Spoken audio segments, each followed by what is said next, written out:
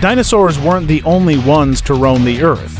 In fact, they shared their habitat with pterosaurs, marine reptiles, and mammals. 2. The largest dinosaur ever discovered, Argentinosaurus, weighed around 80 tons and measured 120 feet in length. That's longer than the school buses. 3.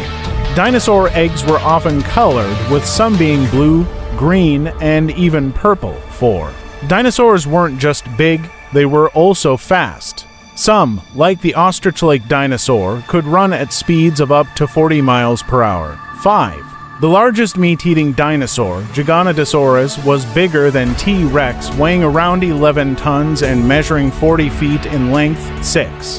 The smallest dinosaur, Compsognathus, was only 18 inches long. 7.